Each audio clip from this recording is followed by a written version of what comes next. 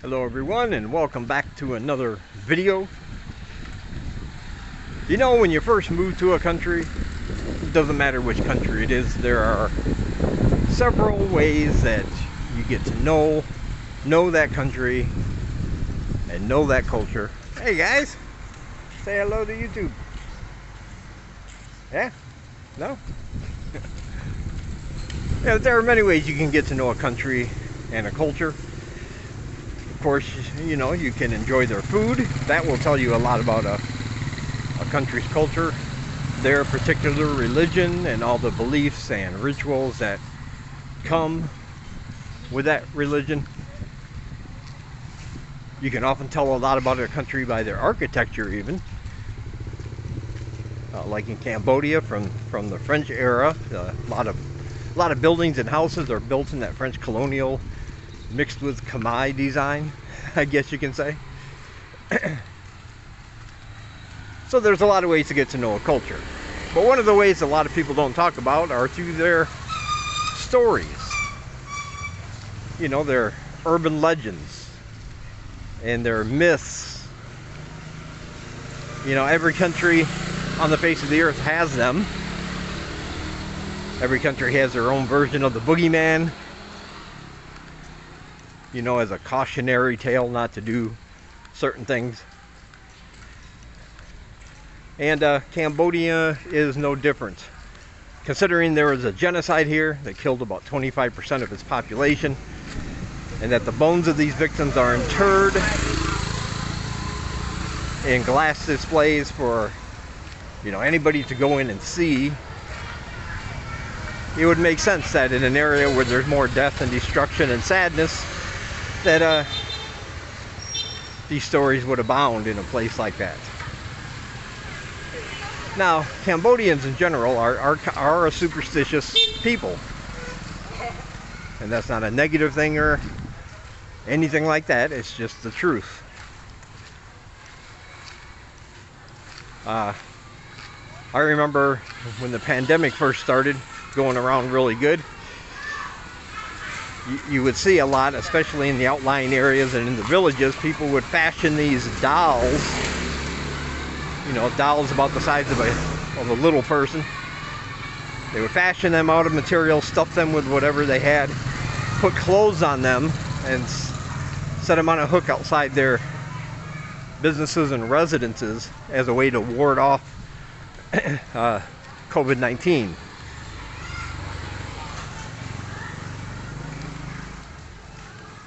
So as a whole, I would say they're very superstitious. They also love, as I do, horror movies. That's a really big thing over here. Horror movies do really well in the theaters. I would say even more so than some of the bigger blockbusters that we are used to back in the West. And today I'm going to tell you about a few of these legends and ghost stories as it pertains to Cambodia. But first I want to give you a disclaimer that I love horror books, I love horror movies, I love horror television shows. I'm a big horror guy.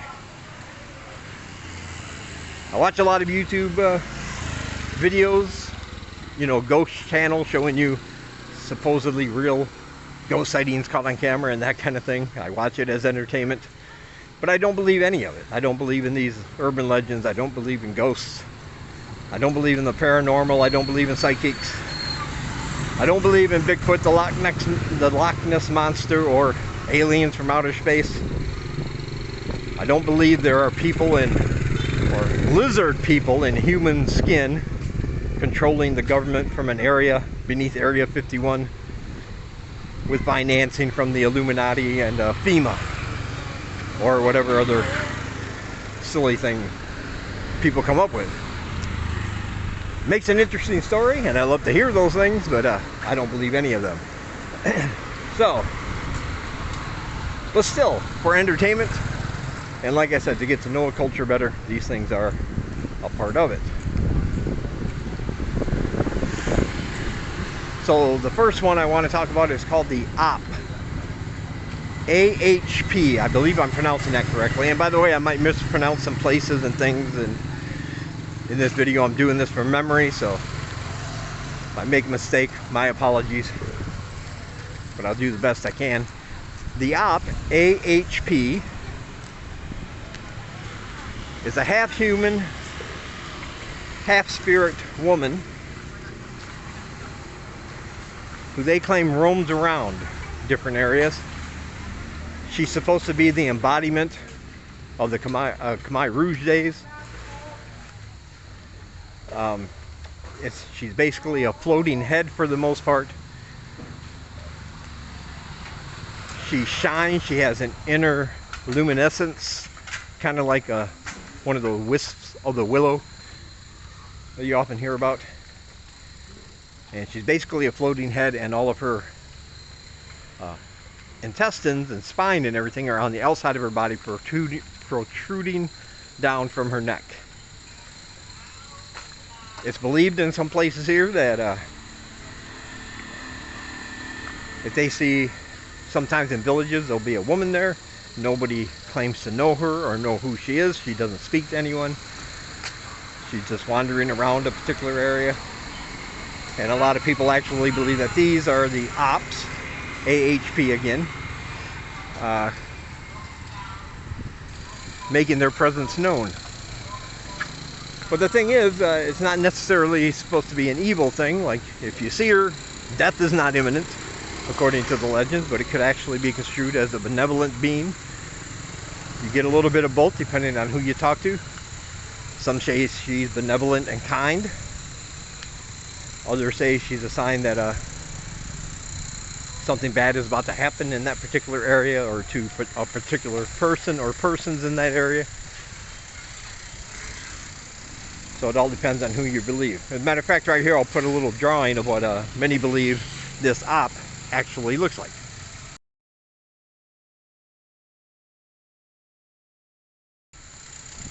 Yeah, so there she is.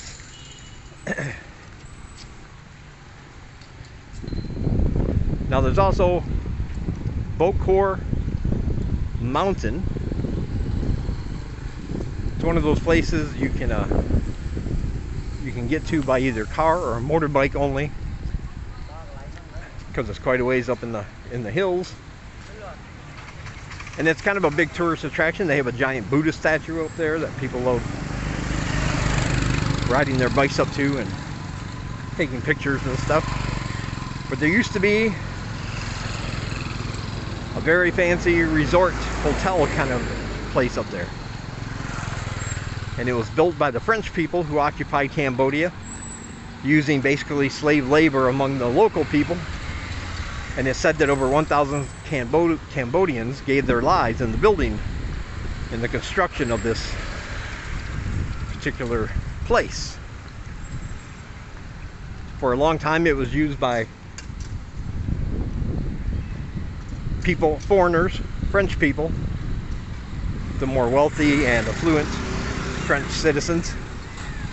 And later it was also used by the more wealthy Cambodian citizens as well.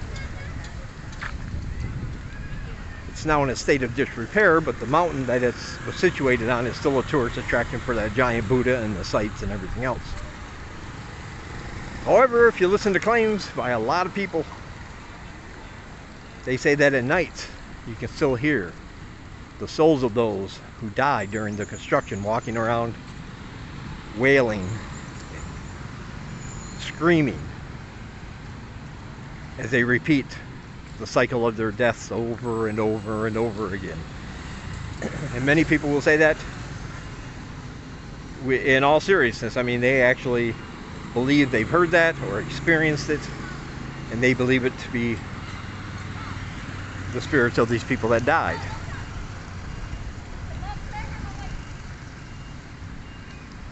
There's a certain portion of a road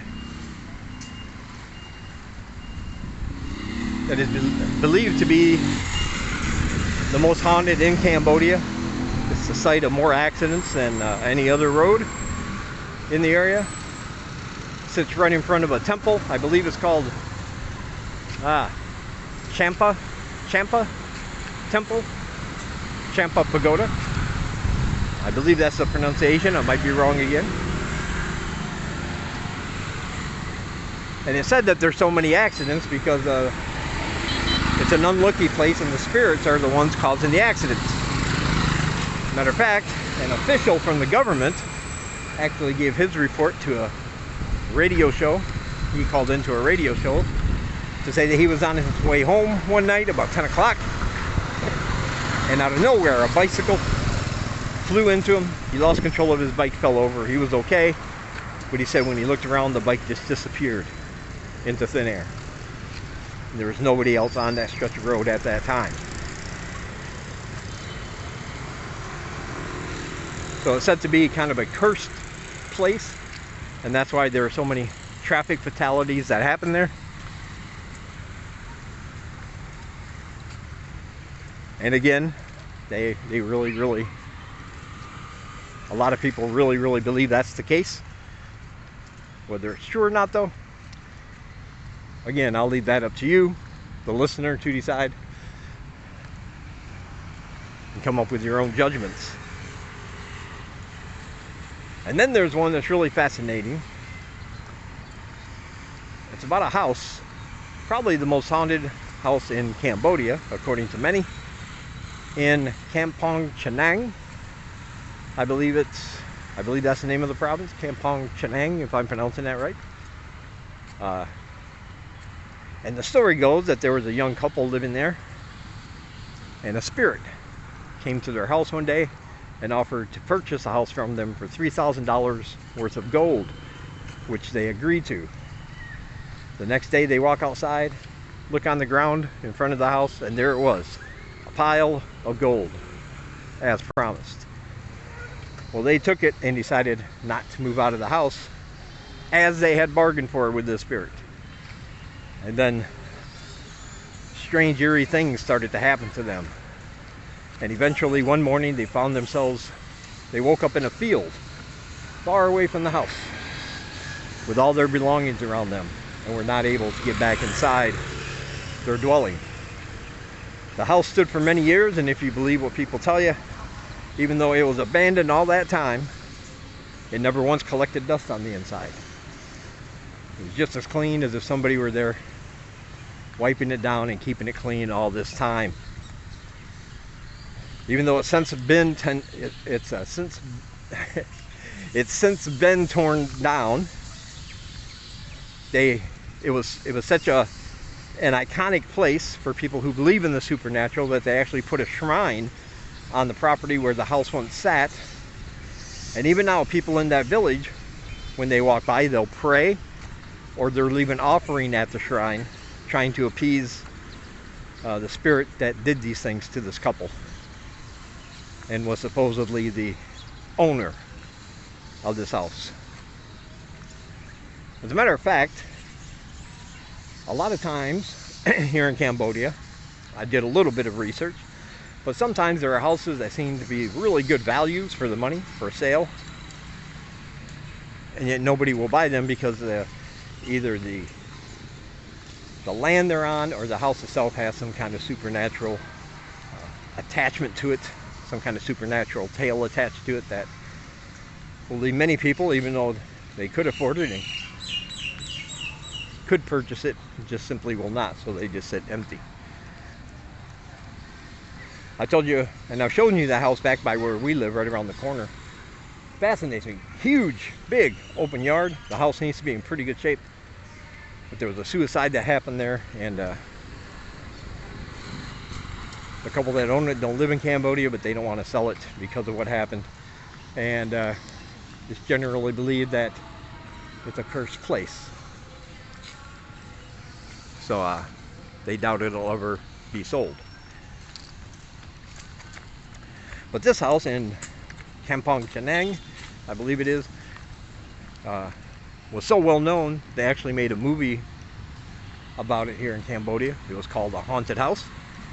And before they even began production, the whole cast and crew received several blessings from local monks to ward off any evil spirits and trying to appease the spirit that lived in the house that they were about to film its story about.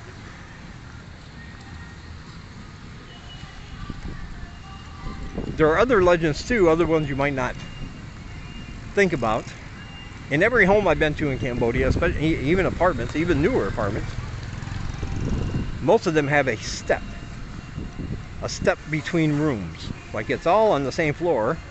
They're not at different levels, but there's a ridge or a step in between, like between the kitchen and the bathroom, the living room to the kitchen, and you even see houses that are on the ground floor that don't need a step but have a step in front of the front door. And I found out the reason for that is because they believe that spirits cannot get over these steps. So it helps to protect the house from being overtaken by ghosts and things like that. Although I think the most practical application, especially that step that goes to the bathroom, is because there's not a lot of bathtubs over here. There's not a lot of, things like that. And so when you take a shower, it goes right all over the bathroom and on the floor to a drain. But I think practically that step is there just so that the water don't leak out into the other areas of your home. But the way it started was because they were afraid of the ghosts that might come in. And you'll see this all the time. If you look through any of my videos, you'll probably see it in almost every one. These spirit boxes outside homes and businesses. These are different from the altars they place inside their homes, which are for remembrance of family members, things like that. These spirit boxes on the outside that often contain fresh fruit, cups of coffee, a can of beer, a bottle of water, is to appease any evil spirits not to come into their home. That's what it's there for. That's its sole purpose. And almost every home, apartment, business has at least one outside. That's how prevalent this notion is that they want to not have to worry about evil spirits coming into their home or their business and ruining them. So yeah, those are just some of the tales I uncovered as I was looking up that topic earlier, and I thought they were really fascinating. This Halloween should be fun. I plan on getting some local perspectives, people who say they've experienced these things, and see if we can get some good old ghost stories going for Halloween videos.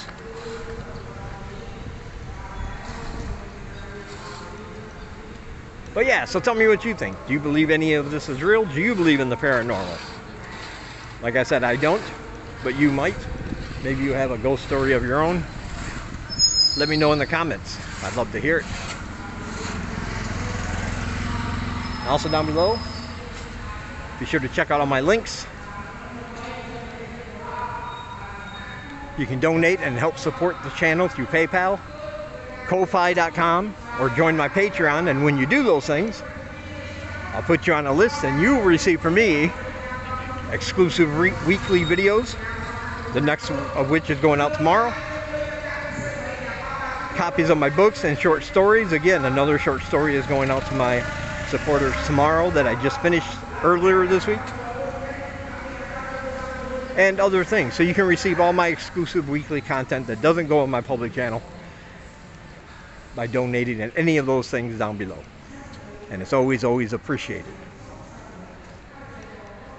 Also, you can check out my other YouTube channel down below if you're into that kind of thing. Check out my social media. And there's a list down there with other channels vlogging from this part of the world you would probably be interested in. They're really good. You should check those out as well. Alright. From Siem Reap, Cambodia. Got some good old bread action going on there. Little sandwiches. I love them things. Anyway, I'll talk to you guys in the next one.